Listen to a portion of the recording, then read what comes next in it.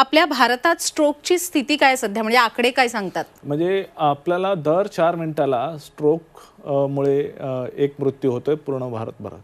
So इतकी ती तीव्रता आहे आणि ते अक्षरशः उशिरा रिपोर्ट केल्यामुळे, म्हणजे बऱ्याच वेळेला त्यात एक आहे की गोल्डन आवर म्हणतो आपण. गोल्डन आवरमध्ये भेटलं तर आपल्याला सगळ्या तपासण्या करायला वेळ भेटतो. तपासण्या करून योग्य ते निदान करून काही वेळेला एक थ्रॉम्बोलिसिस ही प्रक्रिया आहे ती करतो आपण. आणि त्यानंतर जर त्यानेही होत नसेल तर आपल्याला मेकॅनिकल थ्रॉम्बेक्टॉमी हा एक म्हणजे कॅथलॅब थ्रू आपण ते थ्रॉम्बस म्हणजे क्लॉट तो रक्तांच्या वाहिन्यांमधून बाहेर काढतो.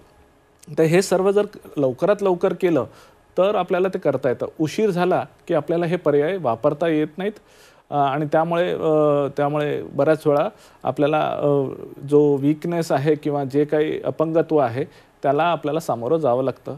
आणि ही मोस्ट कॉमन मंडळी जी आहेत ही मिडल एजमधली, म्हणजे working class.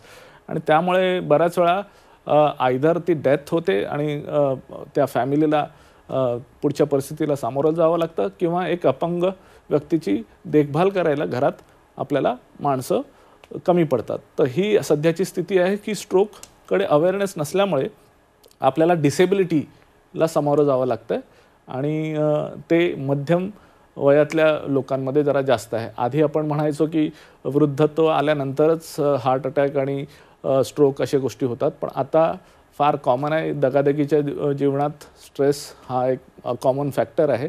Apart from diabetes, BP, cholesterol, तुमचं स्ट्रेस आणि तुमचं सेडेंटरी लाईफस्टाईल, म्हणजे तुमची काय म्हणतात मेहनतीचं काम कमी आहे, बैठं काम जास्त आहे, बैठी काम जास्त असल्यामुळे आणि मानसिक ताण जास्त असल्यामुळे हे त्यात भर पडते.